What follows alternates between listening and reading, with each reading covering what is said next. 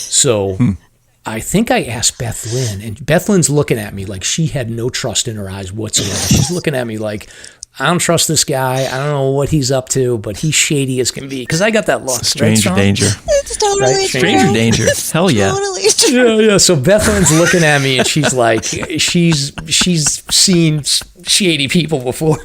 So I'm like, did you look inside the backpack? Like, whose is it? And she's like, I don't know. Like, I don't know, Bethlynn, you tell me. Like, I feel like you were going to tell me to just go to hell and, like, don't worry about it. We found this backpack. It's ours. Yeah, we were, like, not wanting, because of how we found the name. Mindy and I are both in the medical world, so I think there's, like, a HIPAA thing for us, and I found the name on medication that was in the pack.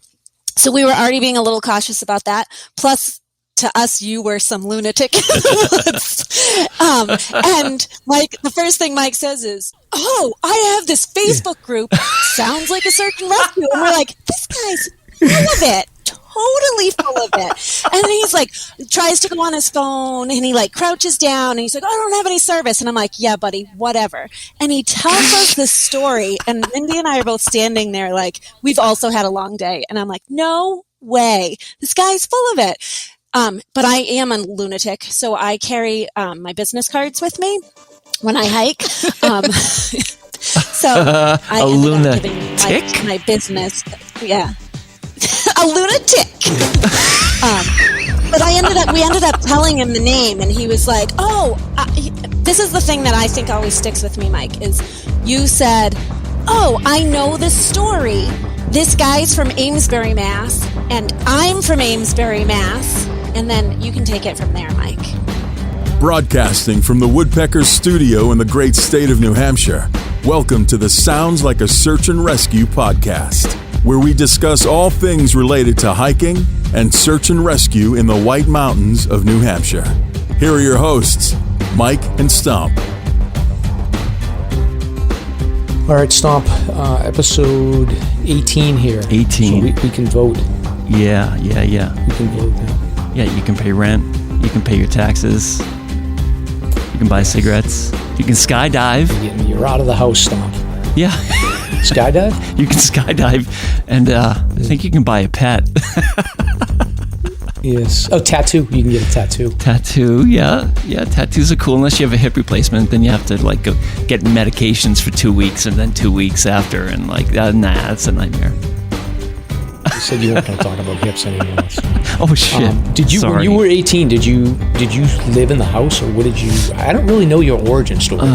Did your parents kick you right out of the house, or were you? No, I was stay at home? I was hanging with my folks through my early years of college, and then I got married, and I was going to physical therapy school. So we moved into this little dumpy apartment in Beverly, Cabot Street, Beverly, overlooking the water. It was pretty funky. So yeah, I mean, I was at home most of the time, and that's really funny because now my folks are living here with me while they look for a house. Yeah. So it's the same exact situation. You've always kind of struck me as a mama's boy. So. Yes. Yeah. All right. Well, so we're 18. That's very, very great news for us. So there's a couple of housekeeping things we want to talk about. We need money, right? Well, yeah, for sure. Is that what we want to talk about? Yep. We have expenses. All right. So you have some updates, right? We have a way to beg for money, and then we actually have some sponsors coming up, right? Yeah, we've been doing some chatting, and it seems as though there are two methods that may be beneficial and may interest some of the listeners.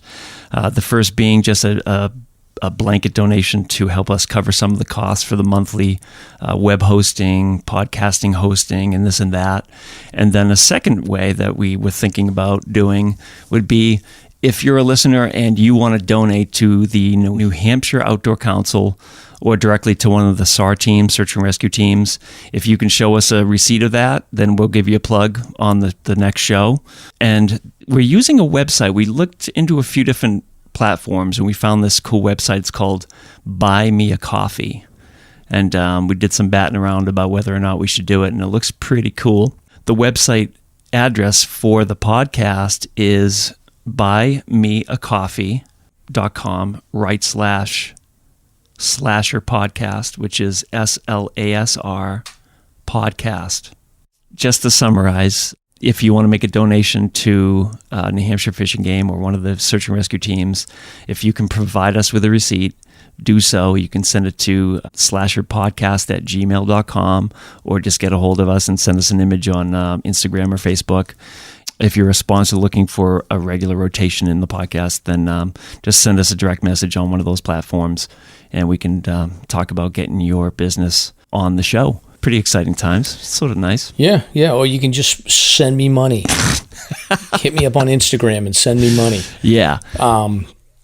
So yeah, big things happening. So we'll have more updates on sponsors, and if you want to donate through Buy Me a Coffee or however, that's cool. We'll have some links so you can donate directly to the search and rescue organizations as well.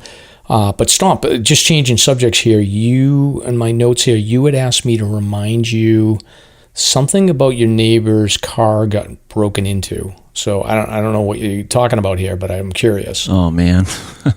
Yeah, it was really interesting. It was last Sunday morning. I was in the studio editing because Mike chains me up to the studio and has me edit all the time. I don't get out too often, but Sunday morning, my folks come down and like, hey, the police are here. Apparently the neighbor's car got broken into. So I'm like, all right. So I come up and I see the officers out there, and there's the car. Our lot's fairly small. We have about 4 or 5 cars in the lot, and the officers saying, yeah, the neighbors, their car got busted into, and a lot of stuff got ripped up, and food scraps, and you name it. And when they said that, my blood ran cold because my truck is there. I've got a lot of my search and rescue stuff, and I'm like, oh damn it. So the night before there was a party going on, and just my mind's rolling like, oh my God, what if somebody came into the lot, So I go over to my truck and I do a 360 around the truck, and all the windows are intact. I look at my folks' car next to mine, all the windows are there. I get to the back rear passenger window and I see a palm print on the window. So I immediately look up and I look over at the officer 30 feet away. I'm like, hey, there's a print on my window. Yeah. And she comes over and looks at it. And it was funny because it was like, it was dirty. Like, that's sort of weird. So she looks at it and she immediately looks at me and goes, that's a bear print. Oh my God, are you kidding me? There was nothing wrong with the car. There was a giant print on the window. And I turn around, I look closer at my mom's car, and another bear print on the window. So they're just kind of looking in to see if they can smell food or something? Well, it goes beyond that. There's a history of a bear that has been terrorizing Thornton. It knows how to open doors of cars.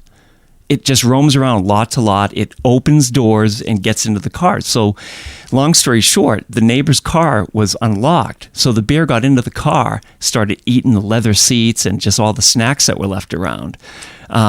Pretty amazing. So that's the story. It wasn't a break-in, thank God, but it's this 300-pound black bear that knows how to open doors, and it's just roaming around the city. And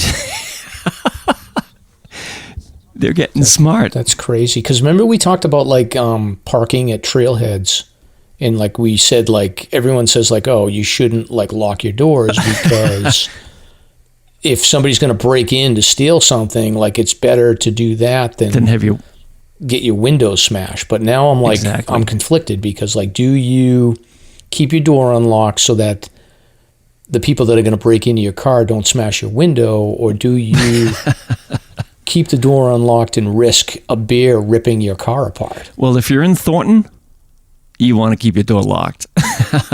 The police don't know where the bear is. I have seen at least a 300-pounder down by the Mad River Tavern goes into the oil bin that they use out back. Yeah. I've seen pictures of that before. Oh, yeah. And this guy stood up tall, and he had to be 9 feet tall. I mean, it was just amazing. So it may be the same one. I don't know. But that's what's happening in the quiet, sleepy town of Thornton. Do you have a camera that points out to the parking lot? No, I do not. But I'm curious about doing that. The audience needs to donate to buy a coffee, and we'll use that money to put a camera out, and we'll share the video with you. So there you go. I'm always thinking stuff. Yes, industrious. All right, so I think we Stomp. We got a couple of guests here. I got my friends Mindy and Bethlynn are here. You guys want to say hello for a sec? Hello. Hi, friends. We're happy to have them here, and tonight we're gonna talk a little bit about unlikely friendships, weird coincidences, and overcoming obstacles to achieve things that sometimes seem out of reach. So Mindy and Bethlynn are going to be here to talk about their recent finish of the New Hampshire 4,000 footer list. We'll get into a little bit of their experiences hiking over the last couple of years, and then we've got a good story about how I met them while hiking down the Jewel Trail, not the Jewel Trail, but the Jewel Trail. And this story involves a search and rescue, a lost backpack, and a segment where Mindy and Bethlynn starred on New Hampshire Chronicle. So it'll be a good time to talk with them, and then later in the show, we'll cover some recent search and rescue news, and then Stomp may even have a few more tick jokes for us. So I'm Mike. And I'm Stomp. Let's get started. Top. So Stomp, before we get into bear discussion and recent hikes, I did want to call out Bethlynn is here, and there's a couple of things you guys have in common. One is she loves cats like you do, and the other is she's a huge fan of your tick jokes. So I wanted you guys to definitely meet. Oh, that's awesome. So, how many cats? I have 2 cats. 2. Okay. Well, I have 3, and according to the poll that we took, I think I was 60% dog, though, if I remember correctly, 60 or 70. So I was more dog, but I'm obsessed with the cats. yeah, isn't that funny? Oh, that's awesome. Have you found any ticks on your cats this year? Speaking of tick jokes, I have not. They're indoor cats only. So far I've been lucky. When I first got them, my cat Zucchini had a tick, and I lost my mind because I love your tick jokes, but I hate ticks. Zucchini. What did how did you name the other cats? Are they similar or?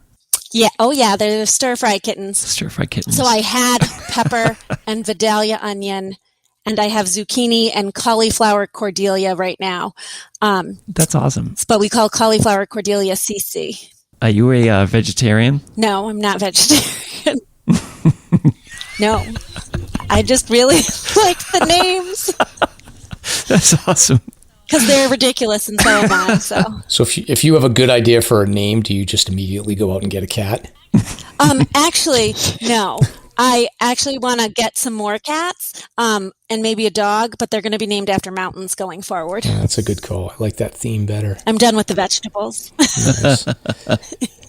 And then Stomp, she's like the one and only fan of your tick jokes too. So I know you said you had a couple tick jokes. I don't know if you want to do those now, or you want to hold them to the end. I can drop the tick bomb anytime you want. You might as well get them off your skin. All right. Well, I hope listeners aren't getting tired of my antics. But I do have a few more. Let me pull them up here for a second. I wrote them down. So my last few relationships have drained the life from me. I'm something of a tick magnet. Oh, these are getting worse.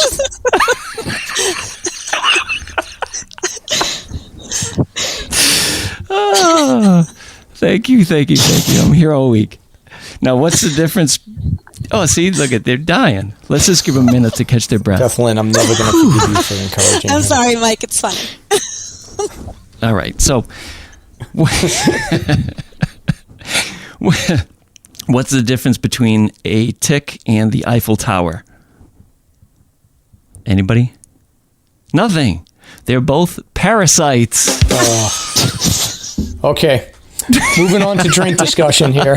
So, hold on. I gotta wrap up with my new strain here. So there you go. Those are the last 2 tick jokes on Earth.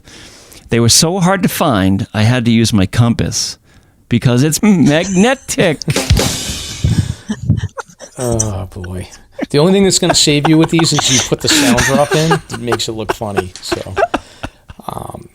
Yeah, so seriously, I promise that's my last tick joke, but I do have a new strain. If maybe we could do something with like this. Ready? What did they name the old man of the mountain after it fell? I give up. I give up. Cliff. Oh, okay. All right, we're moving on. This is horrible. This is horrible. So typically right now we talk about beer or drink discussion. So Stomp, what do you got tonight? Anything? Oh man, just some generic red wine. But I just want to say I had a last night at the Italian farmhouse in, I believe it's Plymouth. There was a pomegranate citrus with ginger root infused vodka, and it was absolutely amazing. So just like, forget the red wine tonight, but last night's drink that I had with my folks, we went out to dinner. Unbelievable. I guess it's Tamworth Distillery. Have you heard of this place? I've never heard of it, but explain, what is an Italian farmhouse in New Hampshire? It can't possibly be good. Oh, it's one of the best. It's amazing. It's actually part of the Common Man chain. So, okay, have you been there to that particular place? Yes, I used to cater for them when I was in college. Oh, cool. Yeah, it's really neat. I mean, it's just past downtown Plymouth. You know, you pass the Monkey and a few miles down, and it is top tier, man. It's really great. Cool ambiance, old farmhouse ambiance, great food, good times. Yeah, great stuff. And great drinks. All right, well, very cool. So it's a new place. I got to check out Plymouth. I just never get over on that side because I'm always closer to North Conway, but I will check it out if I do. Well worth it. Absolutely well worth it. The only time I was ever in Plymouth was drunken nights in college, unfortunately. So. Mike, I went to Plymouth for college. Oh, did you? Oh, boy. What year did you graduate? You're going to give away your age, but I'm sorry. 2000. Oh, I don't care. 2002. Oh, geez. I was married with my first kid by then, so, but I was in the early 90s. So, Stomp, tonight I am drinking, as is my tradition, an IPA, and it's from Switchback Brewing, so it's pretty good. I feel like I drink this every time I go out to a restaurant, like Switchback IPA is on the menu, so I usually will get this quite a bit. So it's good beer. The only complaint I have is that like the angling of the label is just not correct. Like when you look at the label, the mouth where you should be drinking is like right here, but it's not. It's like over here. So they lose points for that. It's weird. That's it. So Mindy or Bethlynn, are you drinking? Do you guys drink? I feel like you guys don't drink. I don't know why I think that. I don't drink often, but I am having some wine tonight. Oh, very good. I'm having the Hiker's Choice drink. It's water. It's water. Okay. All right. So Stomp, we're onto recent hikes. So have you done anything?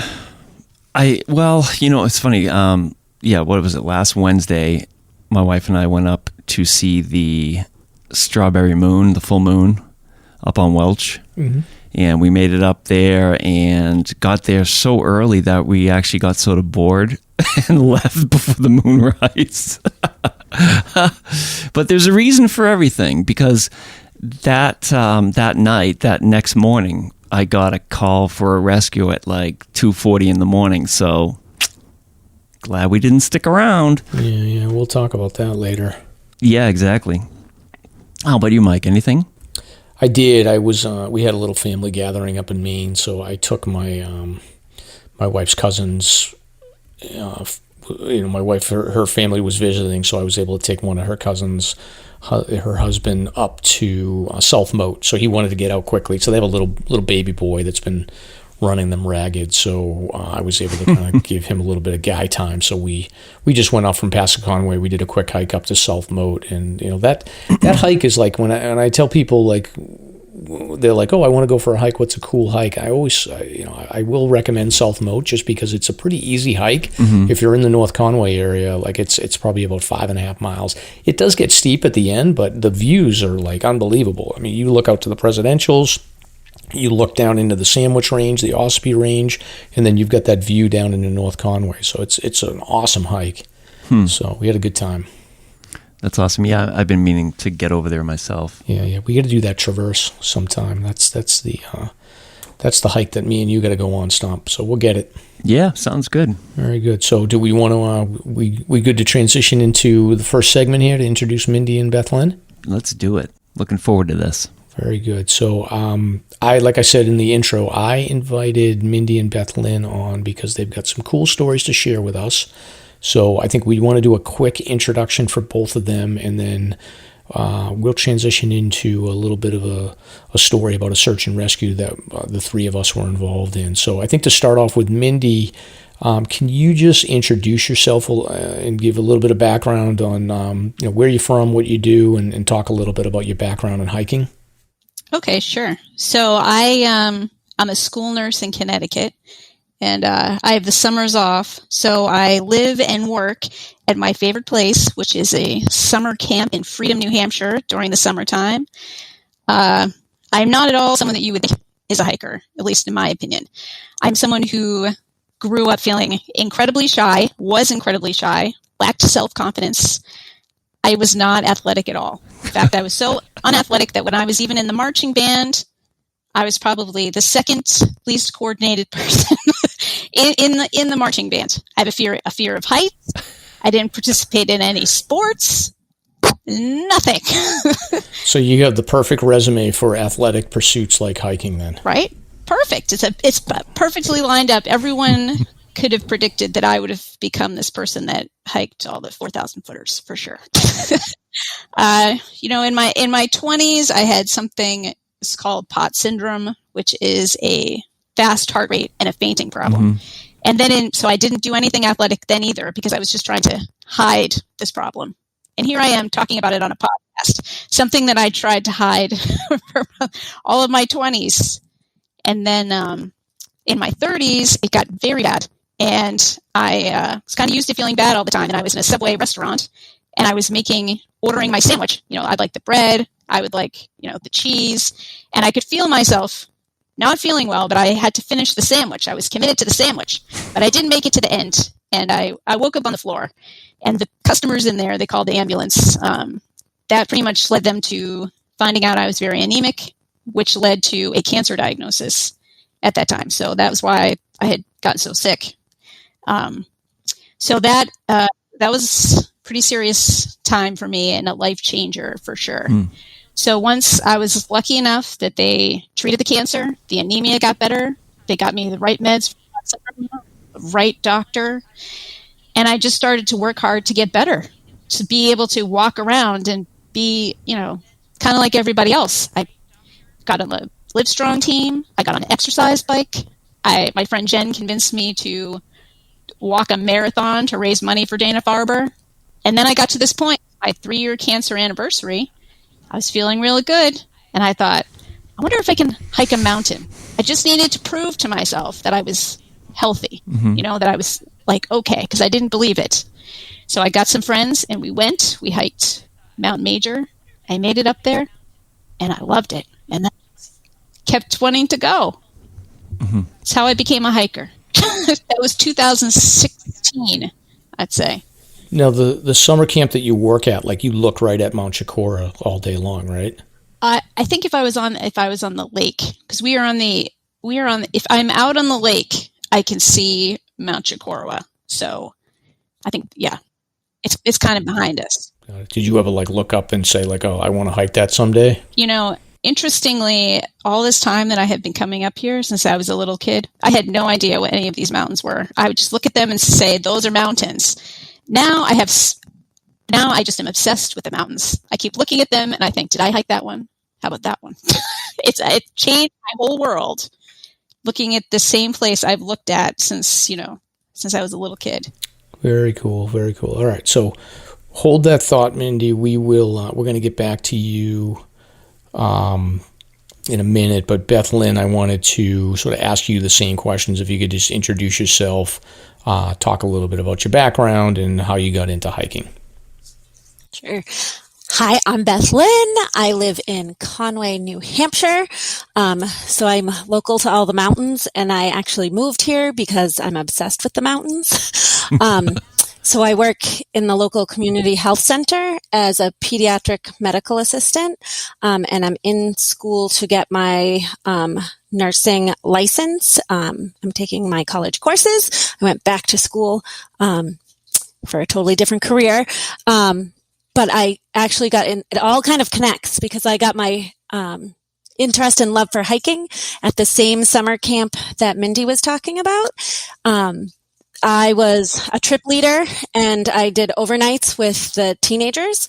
So I got my wilderness first responder, and then I went on while I was in college to get my wilderness EMT.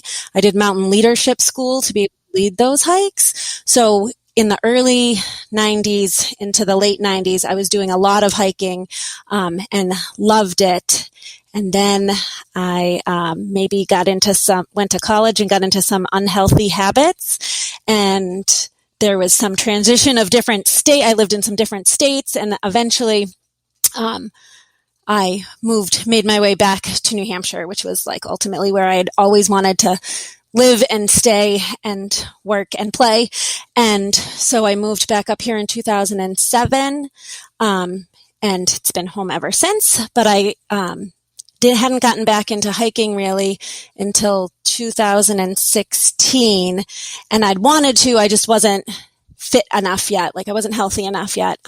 So I quit some of my bad habits and then I watched Mindy actually she was doing her marathon walking, and I was watching that happen because we were still connected because of the camp. Although maybe we'll get into it a little later. Mindy and I were not friends. We did not like each other. So I was kind of watching her on social media, and watching her do some things. And then I saw her hike, and she had said, she wanted to do another hike, and I had just recently hiked Washington with some of my gym friends. I have a community of people from the gym that I go to, and it wasn't the best experience. It was the first time I'd hiked a 4,000 footer since the 1990s, and I struggled. And so a couple of weeks later, Mindy said that she wanted to go, and so we went, and that's kind of where it takes off from interesting. there. So that's similar to me. Like I mean, I always was sort of running and staying in shape, but I didn't get into hiking until sort of later, into my sort of late 30s. So it's, I think people tend to find it, but you sort of loved it and then came back to it. But Stomp, you're gonna have to recruit her into the search and rescue world if she's got her first responder lessons. Yeah. Oh, it's expired now, but I still love it all. I want to recertify. Yeah. What was your first mountain? What was the first 4K that you did? The first one I ever did was Carter Dome. Oh, nice. That's a cool hike. With 10 or 14-year-olds. Oh, God. Oh, never mind. We stayed at Zeta Pass. That was when Zeta Pass was still open for camping. Wow. And what was the mountain that you did when you got back into it? Washington. Go big or go home. That's great. Awesome. Yeah, we'll take you. Yeah. So why don't you guys talk about how you hated each other? I'm interested in that piece. So you somehow you both sort of like kind of touching on hiking, but you sort of on social media you were aware of each other, and then somehow you connected. So let's hear the story. Mostly I'm interested about how you hated each other, but like then how did you get into like being hiking buddies? You go ahead, Mindy. You want to tell it? I'm going to Mindy. Okay, I'll go ahead. So Bethlynn and I are close in age, kind of, except if you work at summer camp. If you work at a summer camp, I'm the age that I was in charge of Bethlynn. And so I was into, let's make sure we follow the rules and, do all the things. And Bethlynn, she was just very happy and very shiny and sparkly, which I was not. She liked earrings and makeup, and I was really a girl. So I don't know what else to say. We just looked at each other and just said, no, thank you. I think that was it. We just kind of stayed away from Yeah, we had different interests on our days off. Yeah. But I actually asked Bethlynn to come with me on one of the hikes because it was one of my first hikes. And I thought, I'm going to need all the help I can get.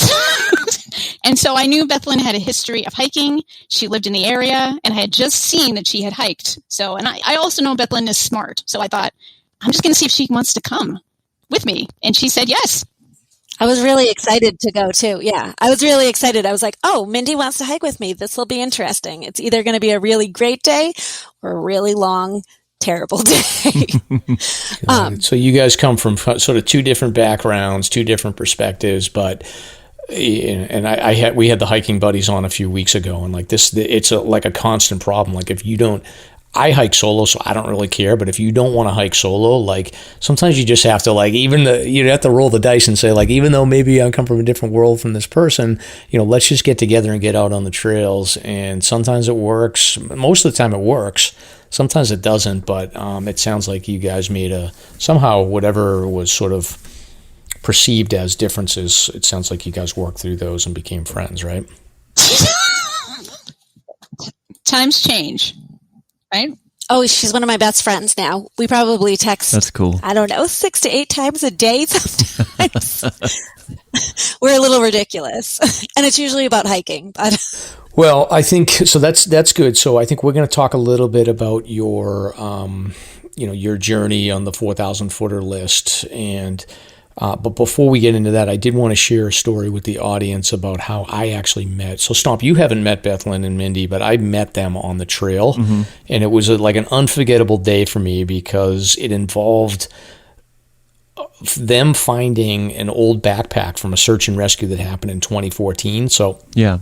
It ended up that they ended up getting a starring role in the Hampshire Chronicle because of it. So, but they sort of boxed me out. I didn't get my glory on the Hampshire Chronicle. But we'll talk a little bit about it. But I'll talk a little bit about the intro here, and then I'll ask Mindy and Bethlynn to kind of fill in the holes. SLASR's hiking topic of the week. So this story involved a search and rescue event from 2014, and I, around that time, had just started hiking. So I don't know, Stomp, like I remember I did that first winter hike with you and Jimmy Chaga. Yeah. Might have been around that time, like that, it might have been, in the summertime after we went hiking. I can't remember what year we did that, but it was right around the time I got into hiking, and there was a search and rescue event that came out, and it was a guy that had a rescue on the Jewel Trail. So this guy was hiking with his sons, and the reason why I remember it so vividly is because I saw the news report come out the day after it happened, mm-hmm. and the guy was from my hometown. So I live in Amesbury, Mass, and it was in the local paper that it happened, and I was like reading the story, and it's probably one of the worst stories you'll ever read for search and rescue. And I used to tell, like, my kids went through this period, a little bit of a segue here, but my kids went through this period where they used to say, "You're the worst father in the world," when they would get mad at me. And I would always talk about this story about this guy that a judge let him out of jail so that he could go to the hospital to give his son like a kidney transplant or something. And this guy, like, instead of him going to the hospital to give this kid a kidney, took off to Mexico with his girlfriend. So I always used to tell that story to my kids, and I'd be like, I'm not the worst father in the world, because that guy is forever the worst father in the world, because he didn't give his kid a kidney when he told the judge he was going to give his kid a kidney. Nice play. This story that happened on Mount Washington is a similar scenario where the guy was hiking with his two sons, right? They go up Mount Washington. They're coming down the Jewel Trail. The news report of this is that what happened is that him and his sons get into an argument on the trail, right? This happens sometimes, especially when you're hiking with family. And the news report says basically they got into an argument, and then the guy got pissed off and the sons got pissed off, and the sons took off and left this guy on the mountain. So the sons took off, they went home, they drove home. This guy's on the mountain, couldn't get off the mountain, had to call for a rescue on Mount Washington in like freezing weather, and the rescuers found him. Basically what happened is the kids took off, drove home to Amesbury. Whoever the wife or the family is saying, like, where's your father? And they're like, we don't know. We left him on the mountain. So then the guy can't be found anywhere. So they call Fish and Game. Fish and Game puts in a search and rescue on the Jewel Trail, finds this guy almost like he's hypothermic. Like they had to bring him to the hospital.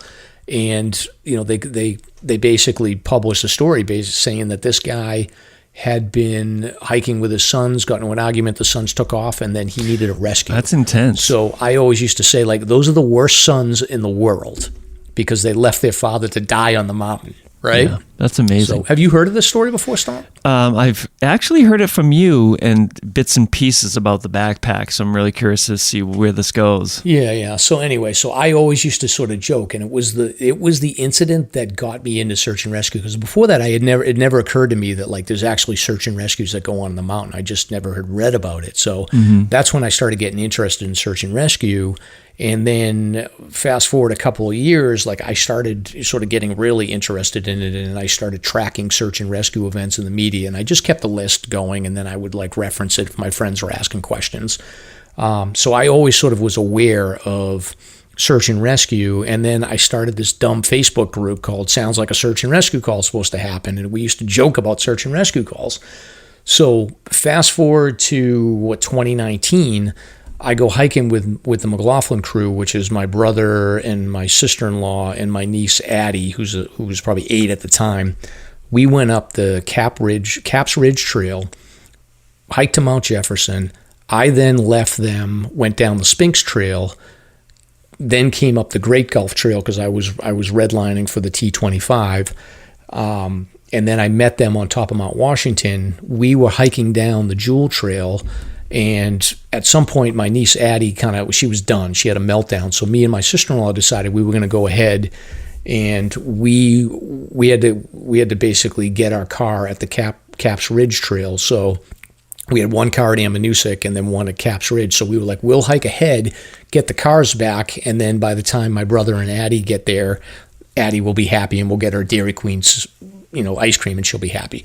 So me and Marissa are booking it down the trail. She's a trail runner, and so we were moving pretty fast. And as we were probably maybe about a mile away from the trailhead, maybe a little bit more than that, I come upon these 2 women, and I'm like walking, and I'm kind of done. I had hiked like probably 5,000 vertical feet. I had been down in the Great Gulf, climbed the Great Gulf head wall up to Mount Washington, and then dealt with Addie having a meltdown. And me and Marissa are like, we just got to get the car and get the kid out of here because we don't want her to be miserable. We're coming down this hill on the Jewel Trail, and I look and I see these 2 women, and I'm like, what the hell are they doing? So they've got like their hiking poles, and they're on either end of the hiking poles, and then they've got this backpack that is like they're carrying it, and I'm like these 2 women are lunatics. Like I don't know what they're doing. No. So they look at me and I look at them, and I don't really know what the conversation was, but all I remember is I was like, what are you doing? And they were like, we found this old backpack. And I immediately got interested because I was like, oh, maybe there's a dead body somewhere. She gave me the name, and I was like, I know that name. I don't know how I know that name, but I know the name. And I think I must have got cell connection somehow. So I looked it up, and I was like, yeah, this is the guy from Amesbury. Then it clicked to me, and I think I explained to Bethlynn and Mindy, I was like, this backpack. So I think, Mindy, you found the backpack, right? Yeah, I found the backpack because, nature called. So I went off trail of the Jewel Trail, and I didn't go too far in. I looked down, and it was sort of like in this gully, and it was covered in moss, like a lot of moss. And I yelled out to Bethlynn, there's this full backpack back here.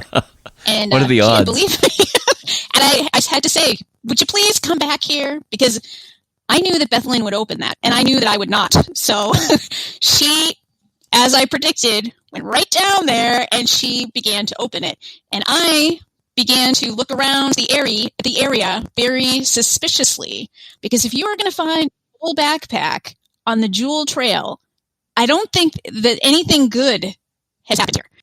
So I didn't want to say that to Bethlynn and scare her. So instead I made it like a joke. I just said, I'm looking around for Chester Copperpot, from the Goonies, the skeleton, that was the name of Chester Copperpot.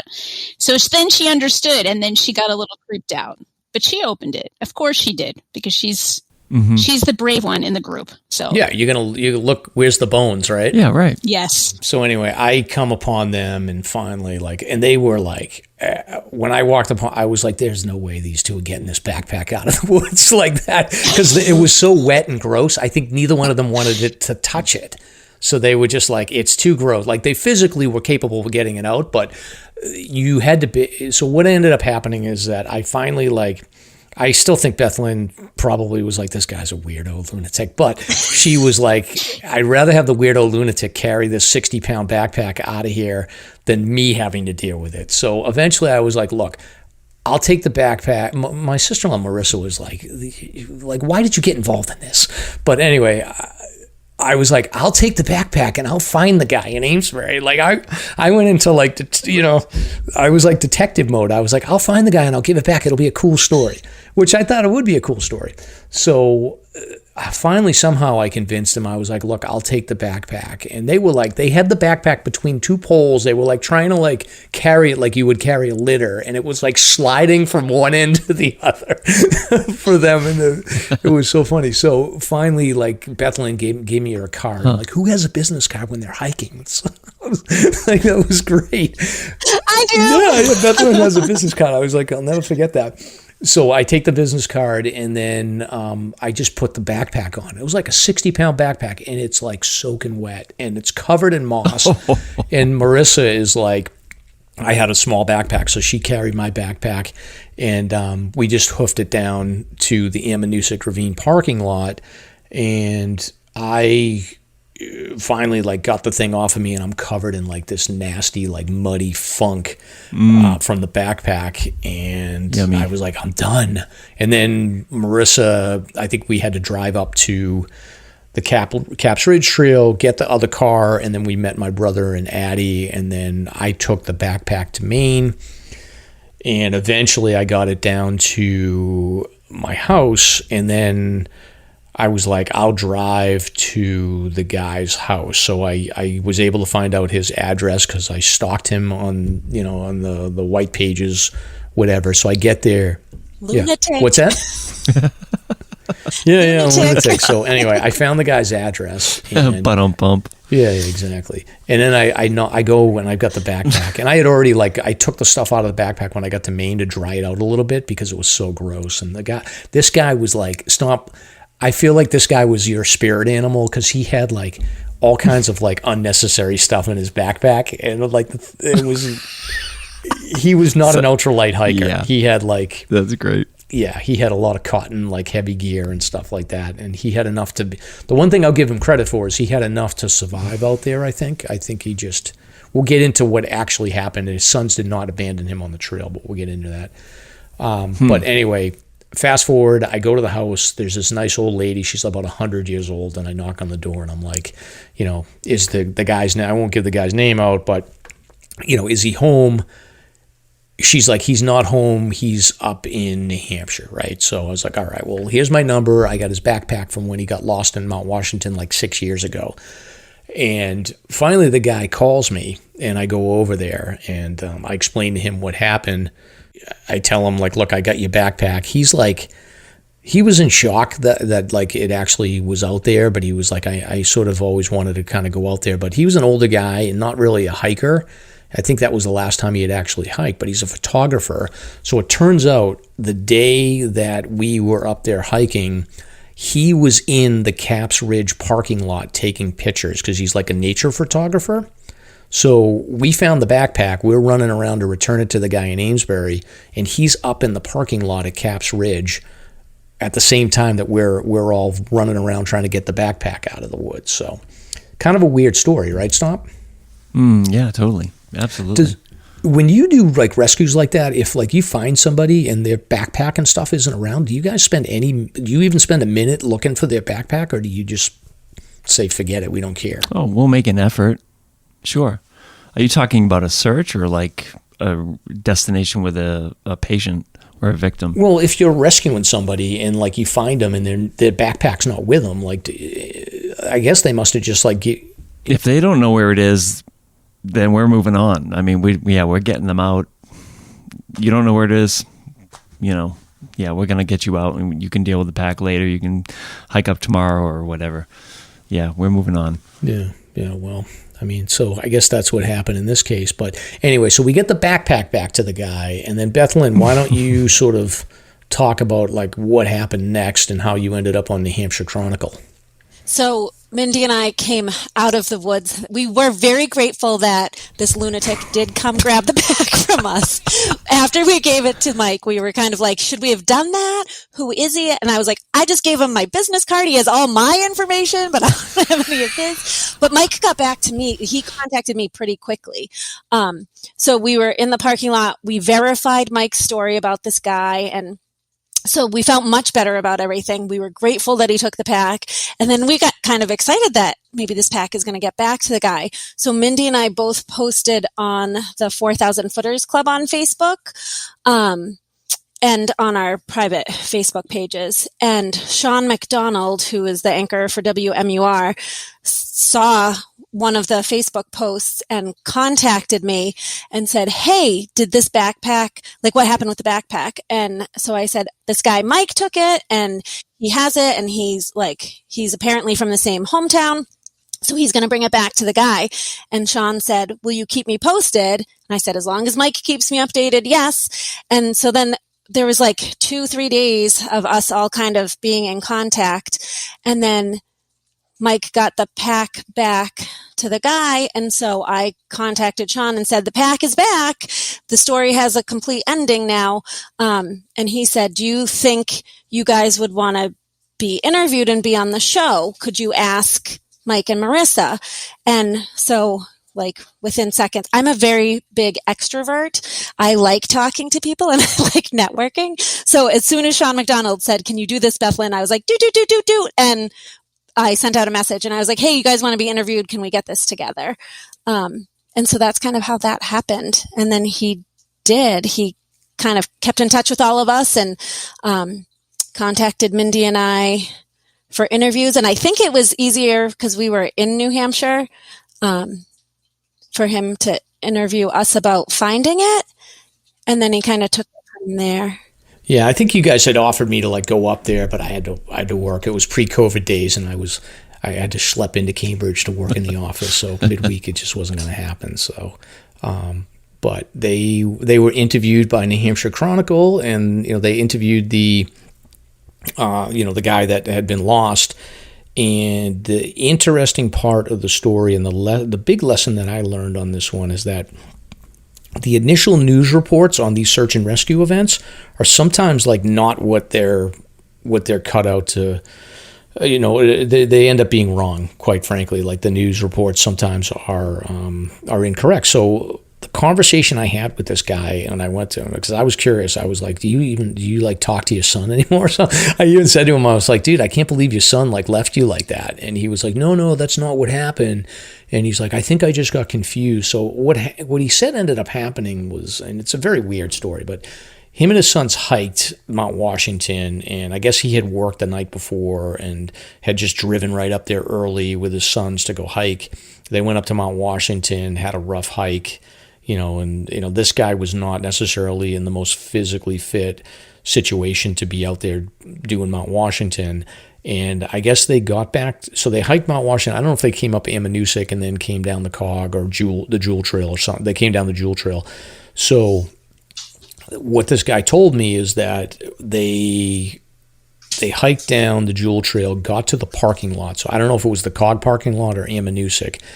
And his sons had driven separately, so they got in the car and left. For whatever reason, this guy, I don't know if he had like a diabetic episode or some other issue, but he, for whatever reason, had thought that he brought his dog along for the hike, which he didn't. And what he told me is like, I thought I had the dog with me and I forgot to bring him out of the woods, so I started heading back up. So this guy, I don't know, he was having some kind of a vision quest or something. Something happened where he just sort of like wasn't thinking straight. So the sons took off, figuring like, oh, he's back to the car, he's all set. This guy hiked up another mile up to the Jewel Trail, and then that's when I guess the sons got home that night. People were looking for the father. They called Fish and Game. Fish and Game activated a search, and then they ended up finding him. He was in pretty rough shape. It was a pretty cold night, and he was pre-hypothermic. And he was hospitalized for a couple of days after that. So I think somehow the news reports just misconstrued what happened and said that the sons, they got into an argument and the sons took off. But the news said at this point. So I don't really know what happened. But all I can tell you is that like the initial news reports, according to the victim, were not correct, and that the sons were with him. But it does go back to this thing that I always tell people is when you're hiking with people and you're at the trailhead, you don't leave until you see that other car pull away. Somebody designates themselves as the sweep, and then everybody looks to see if that last car is moving, and then you're gone. So you don't let somebody sit in the parking lot. You've got to make sure they leave. And as to the pack, if he was hypothermic, they're not going to be looking for a pack. They're packaging him, getting him moving. Pack is the last concern. Yeah, it's a crazy story. But I'll link in the show notes the New Hampshire Chronicle episode because it was a fun episode, and the whole theme of it was like coincidences around the fact that we just happened to meet up. I sort of had the knowledge of the incident itself, and then the fact that Chris was actually in the Caps Ridge parking lot while this was all going on, within like a mile of the whole thing. And the guy lives in Amesbury, and I live in Amesbury. So it was a whole series of weird coincidences, and that was the theme of the New Hampshire Chronicle story. That's mostly why we didn't believe you, Mike, because I remember saying to you, you're saying that you're from the same town that I just pulled this backpack out of off the Jewel Trail in Massachusetts. And you looked very excited to take the backpack. And that's why I thought, this guy is not telling the truth. I knew him. Yeah. And the thing is like, I used to talk about this guy, and I'd be like, one of these days I want to run into this family and find out the real story. Because I was always like, what is Thanksgiving dinner like for these guys? Like, the sons must not be allowed to go to Thanksgiving dinner with him. No idea.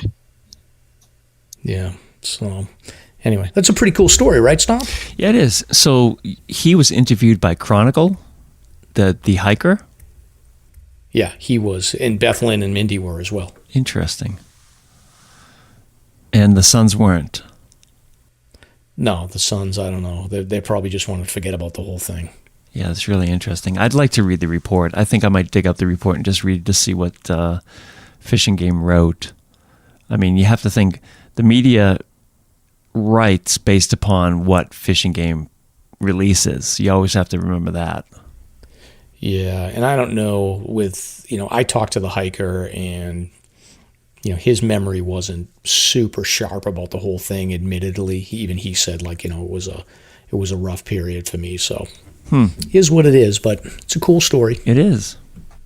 But Mindy and Bethlynn, I do want to transition into, so the search and rescue piece was one of the main reasons I wanted to have you guys on here. But the other reason why I wanted to have you on is you both recently finished the New Hampshire 4,000 footer list together. And I've said this before, and I'll say it again. It's like, I feel like in the hiking community, like some of these like ultra runners and ultra hikers like suck up all the oxygen in the room, and that's all you ever hear about. And to me, I follow a lot of people on social media, and the two of you in your journey to finish the 4,000 footers was probably one of the more inspiring completions of the 4,000 footers that I've seen. And I care more about sort of like people that are kind of grinding every weekend and getting it done and, developing friendships through hiking than I do about like anybody that's doing the fastest known time or doing these ultra runs or anything like that. So I wanted to, kind of talk a little bit about, your journey on the 4,000 footers. So you talked a little bit about your friendship. So you were sort of like oil and water to start with, but over time, I mean, you guys clearly like found some common ground and have been good friends. So Mindy, can you talk a little bit about, like you talked a little bit about your sort of diagnosis with cancer and your fears around hiking, but how did you overcome this? And at what point did you feel like, I can really, it's very likely I'll be able to achieve completing the 4,000 footer list? Well, my friend Tom was very good in getting me on a starter hike to a little bit of a harder hike. So he started me on Mount Major and then Mount Monadnock, and then he got me to Mount Pierce.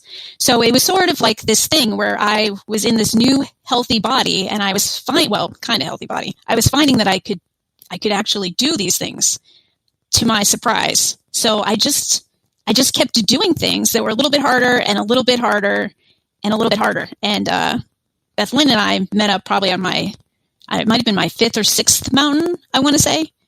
And Bethlynn is very, as I said, we're different. So she was very goal oriented. And she kept saying things like, we are going to hike all of the 4,000 footers.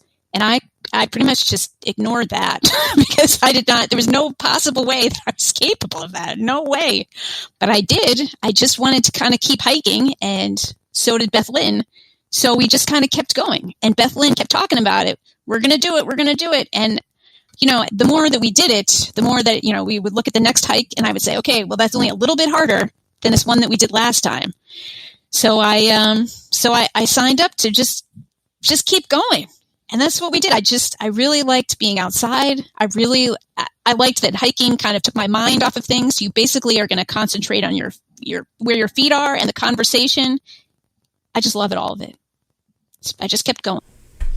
Very cool. So Bethlynn, you were the one that sort of had the plan, like, all right, I'm going to do this 4,000 footer list, and Mindy started hiking with you. But can you talk a little bit about, like, was it very focused, and you said, like, I'm doing this from the beginning, or was it just let's try it out for a few hikes and then we'll transition into doing the list? I think it started a little bit more organically than that. We started with Washington, and then that was the first hike that Mindy and I did together.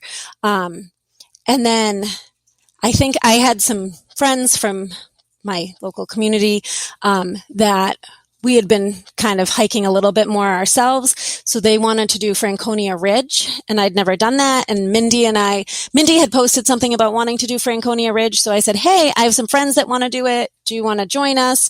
She said yes. So we did that. Was like our second hike together. And I had told my friends, I was like, this girl that I kind of grew up with, but we don't really, Mashu's going to come with us, but we've already hiked together. It's going to be fine.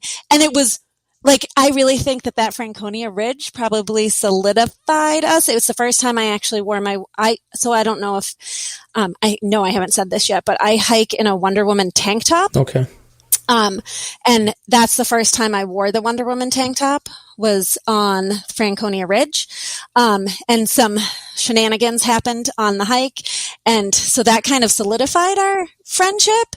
And then after that, I said, we should do, joking around again. I was like, Mindy, we should do Katahdin. And then we hiked Katahdin. And so I said, we just did the hardest mountain.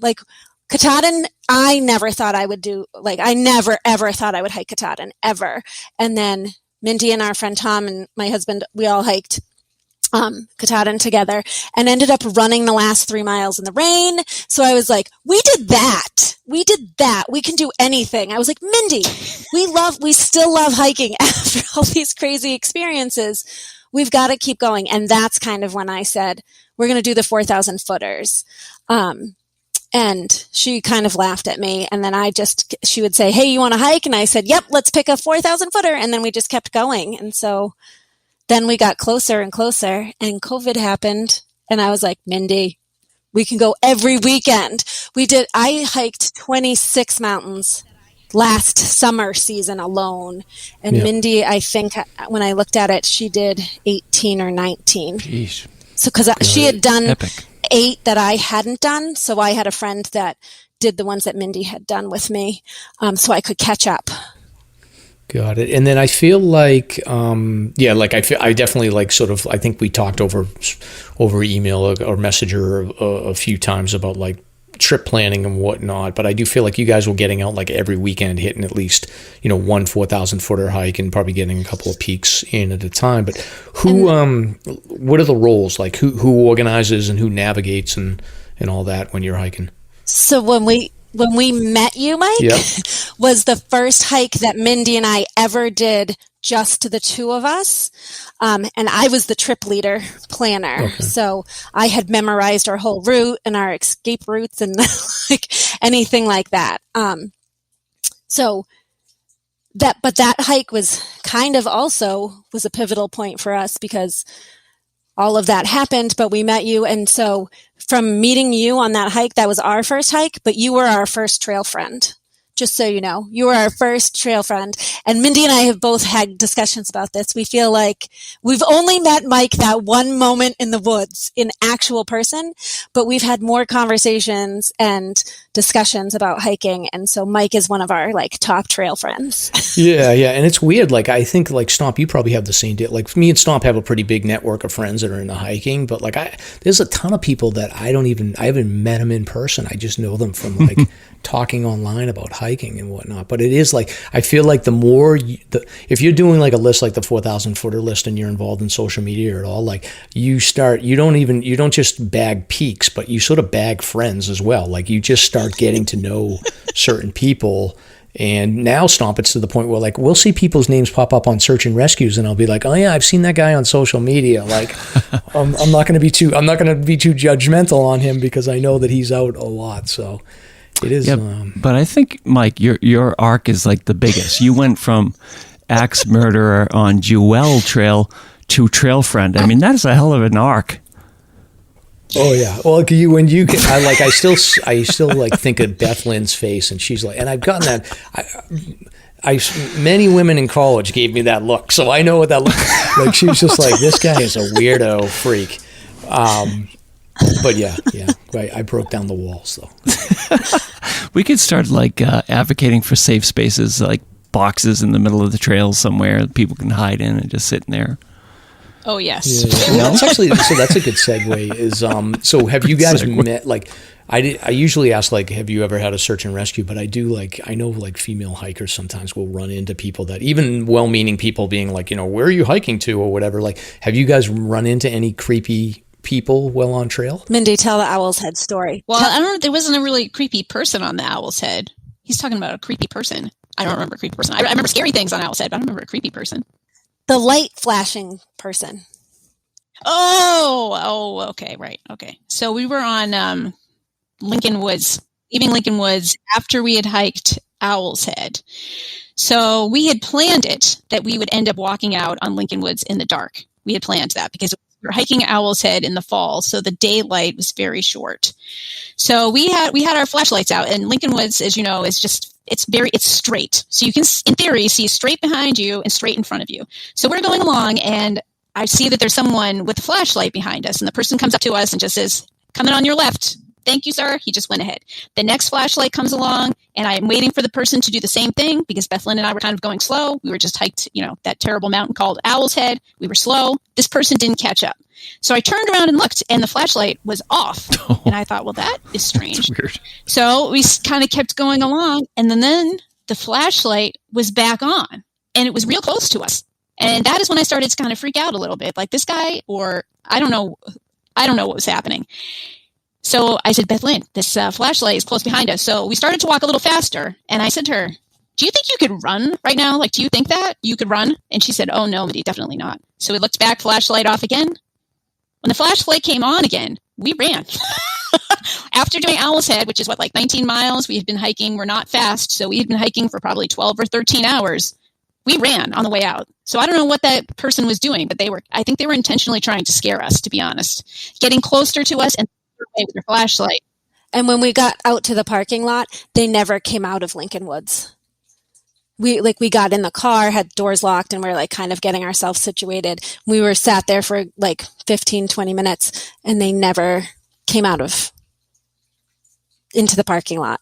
Yeah. It's people are so weird. What I've learned is what I tend to do is when I'm within hearing distance of somebody, I always knock my poles together. And because the worst thing you can do is startle people. So I'll knock my poles together, and then I'll wait for them to sort of turn around. And even if they just turn around a little bit, I'll be like, "Hey, I just want to give you a heads up that I'm coming up behind you. I don't want to scare you." And then 90% of the time it's so that's what you need to do. It doesn't matter if you're a guy, a girl, whatever. If you're coming up behind somebody, especially if it's dark out, just announce yourself. It's not difficult. So. Yes. And that's what the other people were doing, except this individual was not doing that. And that is why I felt like he was doing it intentionally to scare us, is the feeling that I got, is he was trying to scare us. I would say that there was one other time Bethlynn and I were on Wildcat, and Bethlynn is very social and very excited about hiking. And so she had her map out, and she was looking at the map, and this other guy was supposed to be looking at the map. He was not looking at the map. I was ready to poke him in the eyeball with my hiking sticks. I didn't do it, but I just kept looking at Bethlynn we need to go. This is not okay, Bethlynn. We have got to go. So Bethlynn and I, when we're out there, we are very aware and very, I would say, careful and protective of each other, because it is a weird thing that two women hiking together without, we're not that big of girls. So we have to be careful for sure. I know who it was. It was Slender Man.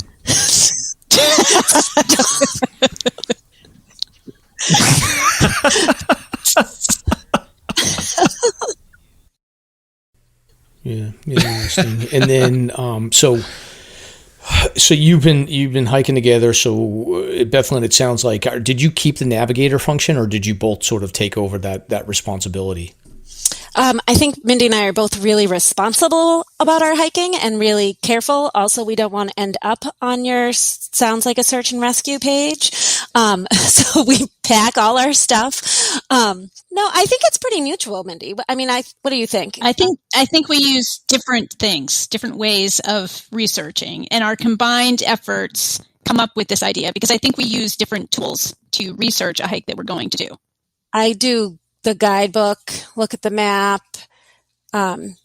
We sometimes look at like All Trails to give us our like loops and stuff like that, and then for reference. And Mindy's a big YouTube information and things like that. But we usually come up with our plan way ahead of time, and then we investigate and discuss best possible trails, what would be our ideal trail to hike, and what would be our least favorite way to go up a mountain and that kind of stuff. So it's pretty mutual. I think the biggest thing for us is just picking the mountain and then figuring out weather. But we both are very aware of where we're going and what we're doing and what's happening at this point. I don't want to do that mountain. You picked last time. No, let me.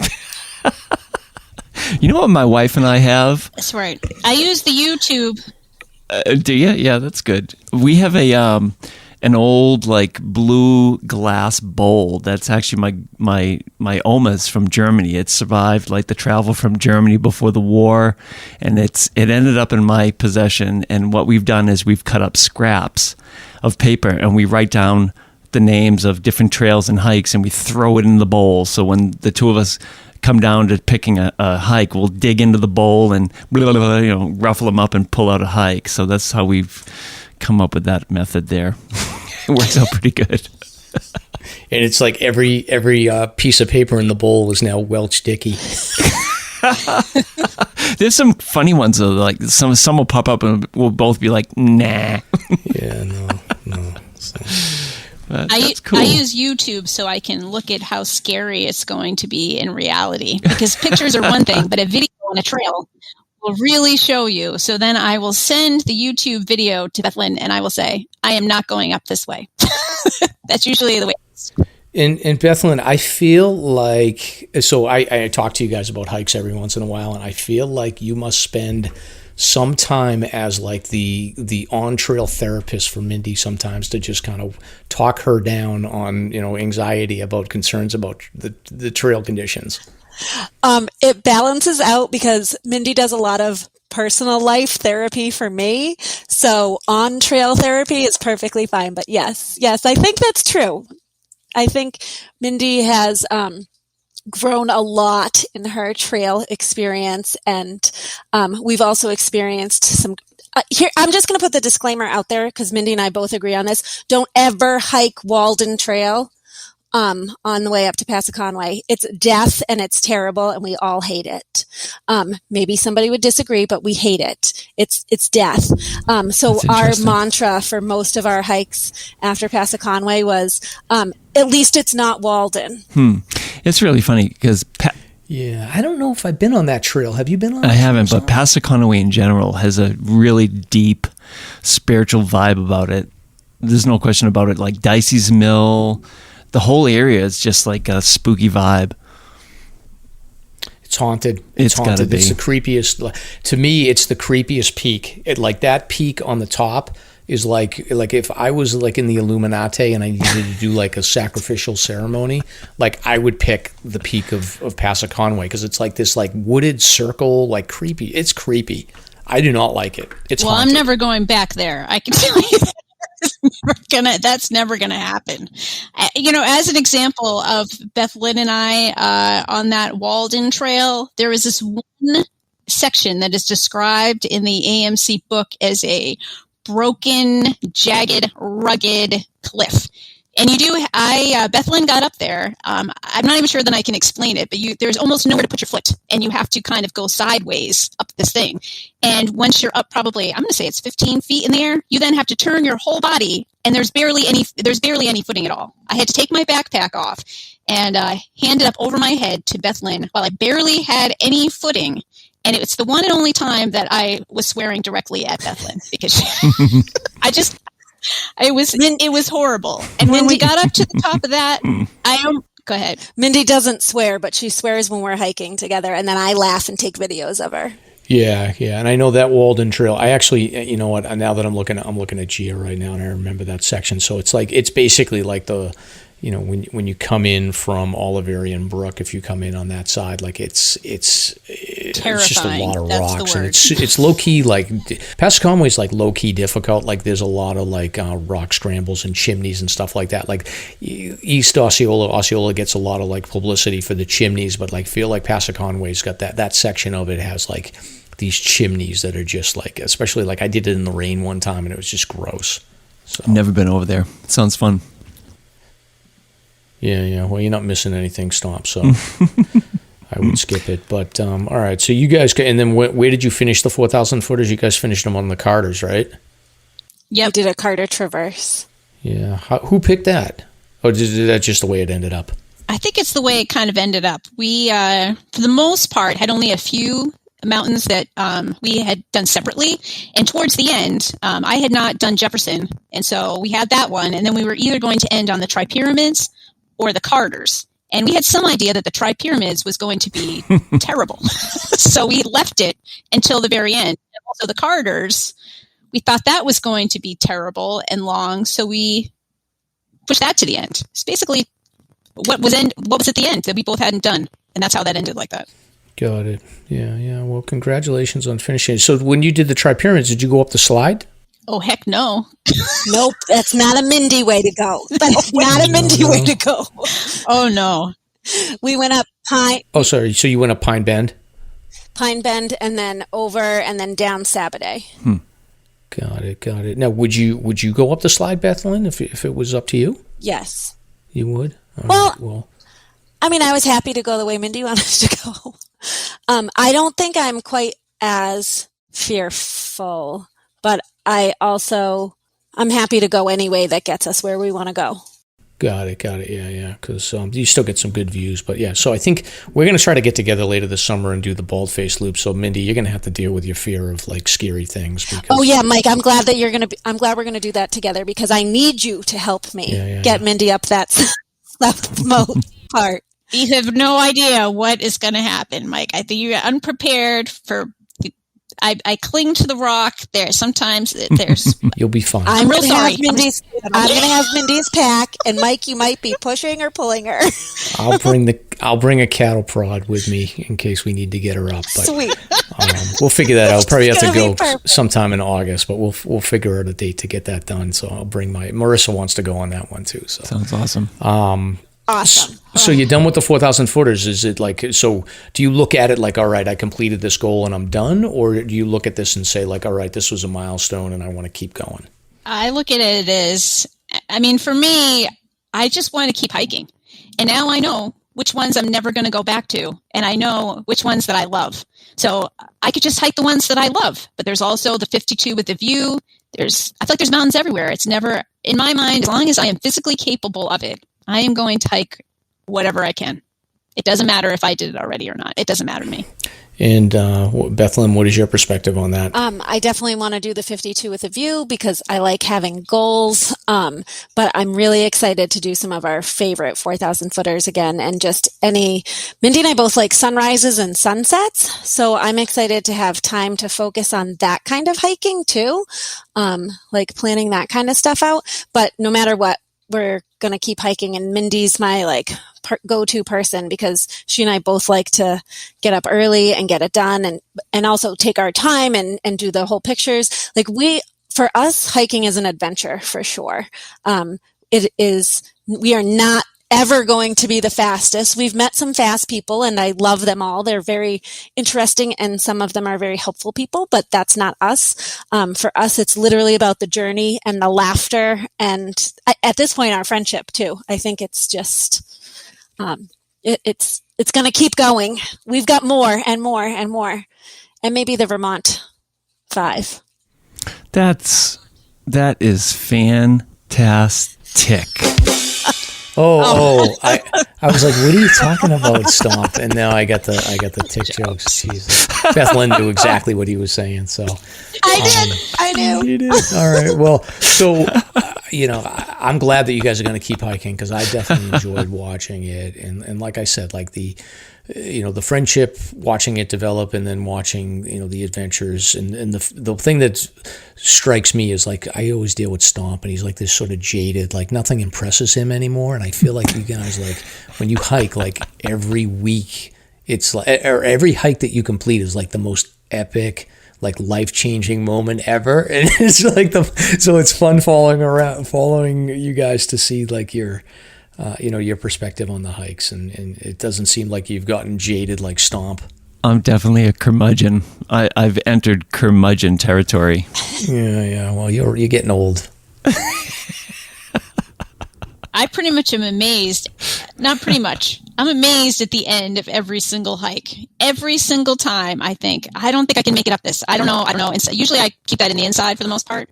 But every time I am just so amazed by it. And I kept thinking to myself, Mindy, you got to stop being amazed that you can get up here because you've done it many times. But then I thought, you know what? I'm not going to stop being amazed because if I stop being amazed, I don't know. I'm just going to keep being amazed. And that's pretty much how that's going to go. It's an amazing thing to be able to physically get up there. Yeah. And hiking is an interesting thing. It's like, so when you're on trail, it's not, I mean, physically you need to be in good condition to do the hikes that we've all done in the 4,000 footers, but it's accessible to many people as long as you have some level of fitness. But to get into your car and then like to plan out and figure out like your routes and then to get the gear and all that other stuff, like it is like a difficult activity, and people, I think, don't realize how much there is to it until they really start getting into it. Because anybody can just drive up and go walk in the woods, but there is sort of an expertise that you need to develop over time. So, it's great to see people do it, but like I give you guys a lot of credit because you were out there every weekend. You had everything well planned. You did not end up on Sounds Like a Search and Rescue as a victim. So I'm proud of both of you. Thank you. Yes. Great stuff. Thanks. Yeah. So Stomp, anything else you want to cover? One thing. I mean, what's up with the cancer diagnosis? Is that in the rearview mirror or? It seems like it's in the rearview mirror. They removed the cancer. My anemia went away. It's probably why I was so sick for a long time in my 30s because I didn't know that I had it. Yeah. And there is basically was dismissed from oncology. So basically, it's moving forward. I wasn't sure if you had covered that earlier or not. I was sort of distracted. The executive producer for the show, Luna, the black cat, tuxedo cat, came in and I was sort of distracted. Yeah. But that's good news. Great. Yeah, it's great.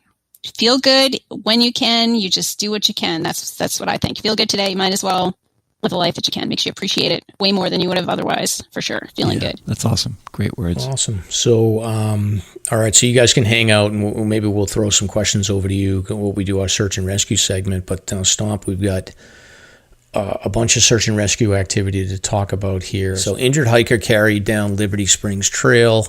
So Friday, June 25th at approximately 4:30, Fish and Game was notified of an injured hiker near the Liberty Springs tent site. Officers responded with a team of volunteers from PEMI Search and Rescue. 61-year-old female from Vermont was descending the Liberty Springs Trail when she sustained a non-life-threatening lower leg injury. Pretty common. So she was able to descend under her own power on her hands and uninjured leg. But when that proved too slow, a passing hiker carried her partway down on his back until they decided to wait for rescue personnel. And then sounds like the crew got there about a mile and a half up the trailhead, and they were able to get her down to the bike path and drove her out to the trailhead. So sounds like she had a lower leg injury. So. Yeah, essentially at that junction where Liberty and Flume meet. Very good. So they must have packaged her up and then carried her down. Yeah. It happens. Bring a splint. That's the lesson learned there. Yeah, definitely. And luckily they ran upon another hiker that was able to carry them out because I don't know if I could have handled that, but this person did. So the next one this is an interesting one. So this was on June 24th. 11:45 at night, officers were notified by two hikers of an elderly female in need of assistance at the Falling Waters Trail in Franconia.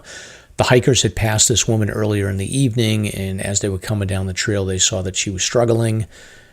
They continued up the trail, but then they said, well, this doesn't seem right. So they turned around and they checked on her again, and I guess they realized that she was in trouble. So it was basically this woman was an 80-year-old woman from Londonderry, and she's up on Franconia. She's trying to get to Little Haystack. She's on Falling Waters. She's with a friend of hers, also a 67-year-old woman from New Hampshire. And it was determined once they got there. So they got there at like 2:30 in the morning, and they determined that they were going to need to carry her out.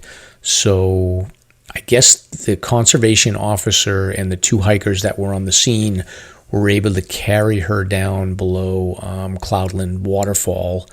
And at that point, PEMI Search and Rescue was able to get there. So around 4:30 in the morning, they got there and got her back to the trailhead around 6 in the morning. So quite an adventure. 80-year-old lady out there hiking.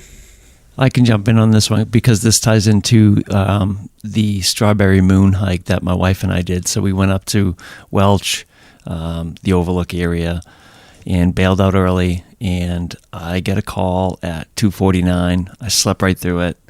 Two other calls at about 3:30 in the morning, and it was the Fish and Game officer with the victim, making his way down slowly. So yeah, we met another officer with the litter, and we made it up Falling Waters. The officer that was involved with carrying this person down the trail was just heroic. I mean, just amazing stuff. So you're talking about almost a mile piggybacking this victim on his back, stopping every 100, 200 feet or so, then resting, trying to call us, trying to wake us up. What a strange night. I've heard from multiple people that a lot of people slept through that alert, and I'm thinking, was it the moon? What was that? What a strange night. But it made for a long day. Let's just say that, getting up that early. And but back to the original thing, it's like carrying somebody that long. It's an absolute hero. Amazing. You think a Rottweiler can be heavy. That's 99 pounds. I can tell you that this person was a little heavier. Let's just put it at that. Yeah, it's crazy. So the news report says they started hiking at 5 in the morning that day, and they did not make it to the summit of Little Haystack, so they decided to turn around 3:30. The previous day. The previous day, exactly. Yeah. So they turned around 3:30, and then these Good Samaritan hikers came along around midnight. And they were like, this doesn't seem right. And, they started moving up, and then they were like, you know what, we got to turn around. So thank God those two hikers made that call because, again, this is the second rescue we've covered where, hikers stepped in to start helping somebody out on the trail. So thank God they called and, long night. So they were out till 5 in the morning on June 24th, and they didn't get back to the trailhead until 6 a.m. the following day. 80-year-old woman. There's been a lot of, older folks out on the trails doing some epic stuff, wouldn't you say? Yeah, and it's... I mean, to my memory, there's at least half a dozen or so.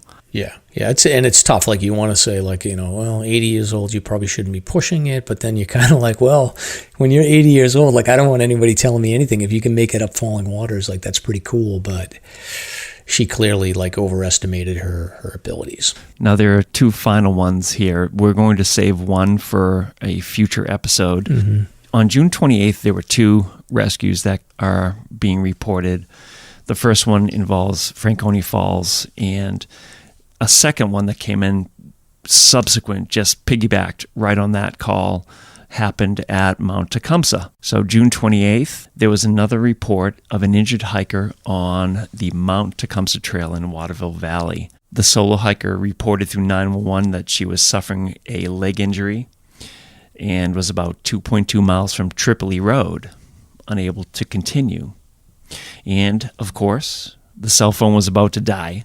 This is a very common thing that we hear in these reports.